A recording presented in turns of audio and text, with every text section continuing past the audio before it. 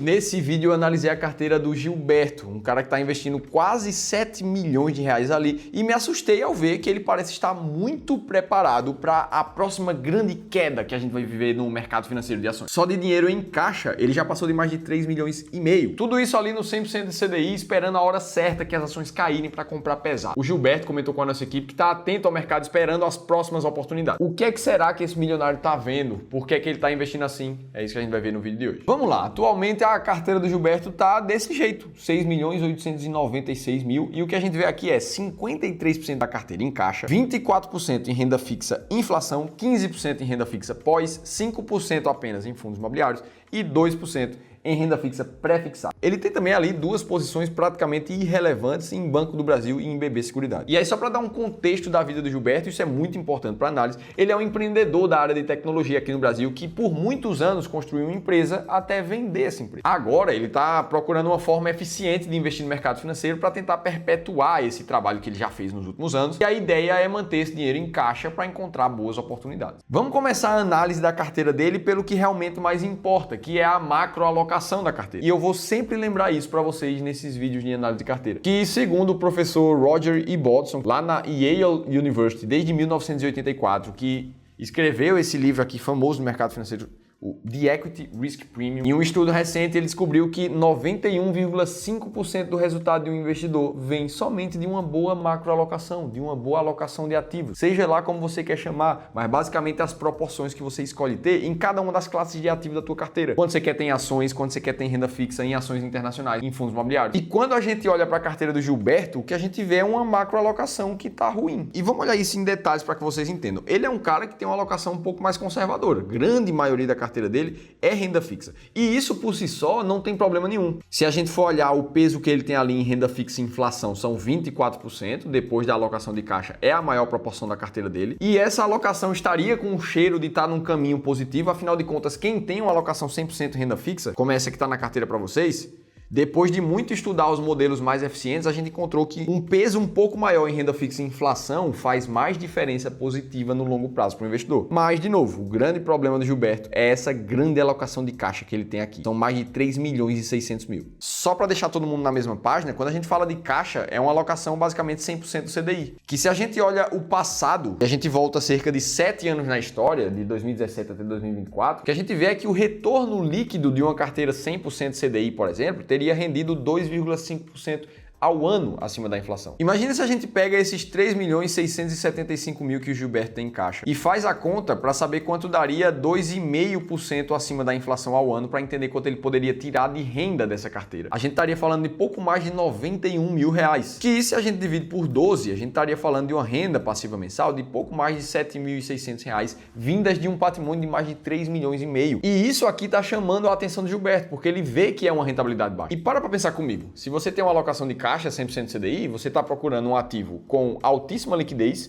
de risco muito baixo, não dá para esperar que a rentabilidade seja alta. Ah, Felipe, mas ter caixa na sua carteira é uma ótima estratégia para quem quer aproveitar a próxima queda, comprar mais barato. E isso pode ser verdade, realmente, para alguns. Se a gente for olhar o que o Warren Buffett fez recentemente, quando ele vendeu mais 550 milhões de dólares das ações do Bank of America e mais, ele reduziu pela metade a sua participação na Apple, sem esquecer que as ações da Apple já significaram mais da metade do patrimônio do Buffett. E foi justamente agora que o Warren Buffett decidiu montar a sua maior posição de caixa da sua história lá na Berkshire. Então beleza, a gente vê isso aqui e parece que o Warren Buffett concorda com o Gilberto. Agora sim, vamos ser muito franco, não dá pra gente simplesmente se comparar com o que o Warren Buffett faz. Nem eu, nem você, não vamos chegar nos pés de quem foi o Warren Buffett. Então, aberto esse parênteses, sabendo que aqui no YouTube, esse produção de conteúdo, a gente sabe que a gente tá falando com a pessoa física comum, os investidores que têm o seu trabalho do dia a dia, juntam um pouco do que ganham para investir no mercado financeiro. Vamos dar uma olhada nesse estudo que eu trouxe para vocês para entender se uma pessoa que faz caixa para comprar nas grandes quedas tem uma boa performance ao longo da história. Imagina agora um investidor muito bom, um cara fictício que acertava sempre a maior queda do mercado de ações. Toda vez que o mercado fazia uma nova alta aqui nos pontinhos verdes, ele esperava o mercado cair até o fundo de toda a sua crise para comprar todo o dinheiro que ele tem em caixa nesses momentos de maior baixa do mercado.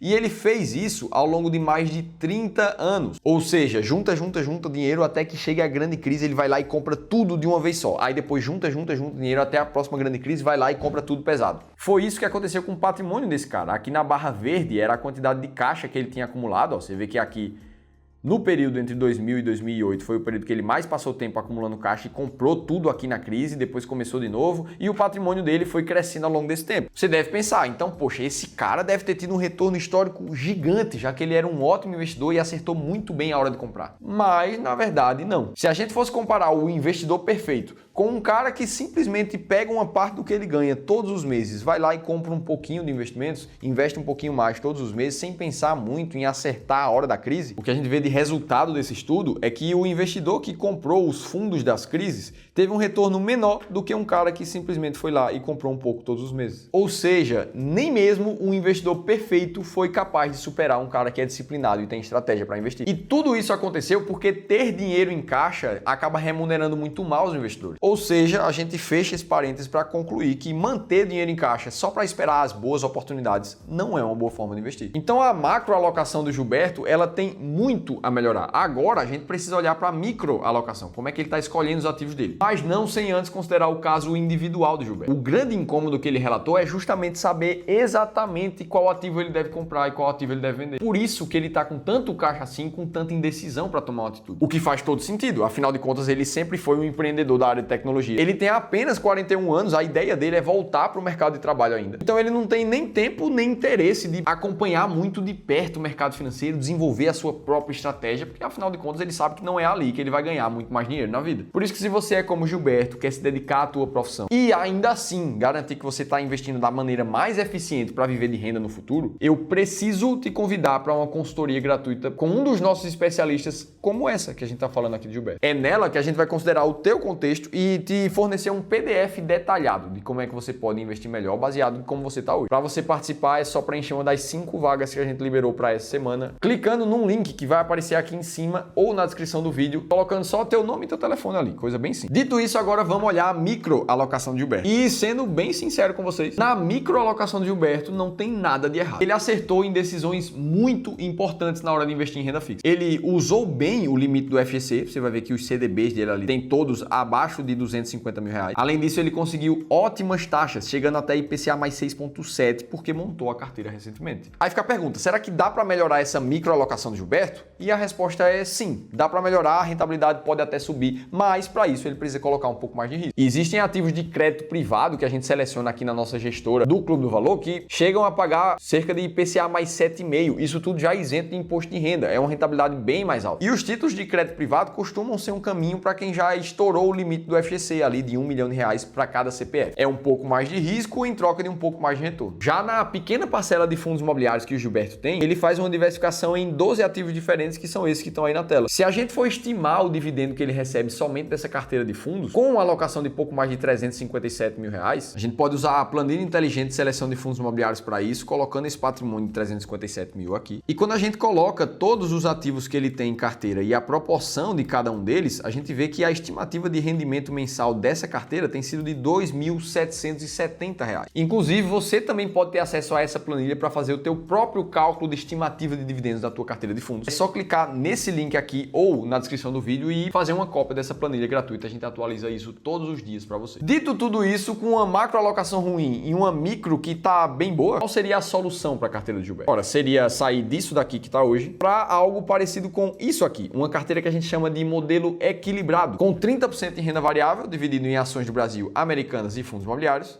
e o restante em renda fixa. E o primeiro e principal foco de tudo é ir realocando a posição de caixa aos poucos para chegar nesse novo modelo. Uma carteira equilibrada como essa, usando as estratégias sistemáticas que a gente desenvolve aqui no Clube do Valor, nos últimos 7 anos, mesmo período que a gente vem analisando a carteira de Gilberto, teria tido uma rentabilidade de mais de 10% acima da inflação, o que é basicamente 4 vezes maior do que o retorno do CDI, que é o que o caixa do Gilberto está dando. E é isso aqui que vai permitir que o Gilberto possa focar de novo na área de tecnologia para voltar para o mercado de trabalho trabalho e ainda assim ficar tranquilo, saber que o futuro da família e da renda dele está garantido de forma cada vez melhor através de seus investimentos. Então, se você também quer participar dessa consultoria, lembra que o link está aqui embaixo. Agora, se você quer ver uma análise minha também de uma carteira bem maior do que essa, de mais de 15 milhões de reais, que apresentava erros gravíssimos na forma de investir, você precisa assistir esse outro vídeo aqui que eu te contei tudo isso em detalhes. Estou te esperando por lá.